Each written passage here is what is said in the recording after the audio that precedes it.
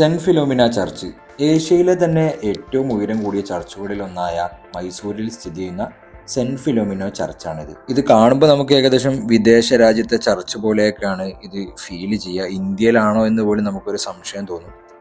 ഏകദേശം 250 വർഷം പഴക്കമാണ് ഈ ചർച്ചിനുള്ളത്. 1843 കൃഷ്ണരാജ വൊഡിയാർ മൂന്നാമനാണ് ഈ ചർച്ച് ഉണ്ടാക്കാൻ വേണ്ടിയിട്ടുള്ള സ്ഥലം വിട്ടു നൽകിയത്. പിന്നീട് 1933 കൃഷ്ണരാജ വൊഡിയാർ നാലാമൻ ഈ ചർച്ച് റീകൺസ്ട്രക്ട് ചെയ്ത് ഇന്ന് കാണുന്ന രീതിയിലേക്ക് മാറ്റി.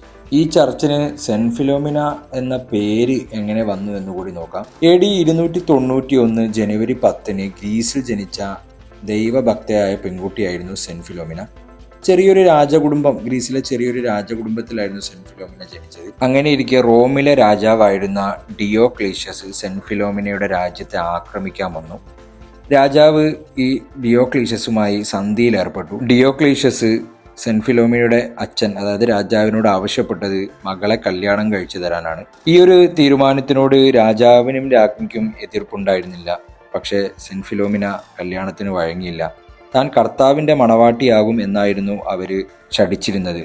പക്ഷേ ഇത് ഡിയോക്ലീഷ്യസിന് ഒട്ടും ഉൾക്കൊള്ളാൻ പറ്റിയില്ല. അദ്ദേഹം ഈ ഒരു 12 വയസ്സ് മാത്രമുള്ള സെന്റ് ഫിലോമിനെ കൊടിയ പീഡനത്തിന് ഇരയാക്കുകയും ഒടുവിൽ അവരുടെ കൊലപാതകത്തിലേക്ക് അത് നയിക്കുകയും ചെയ്തു.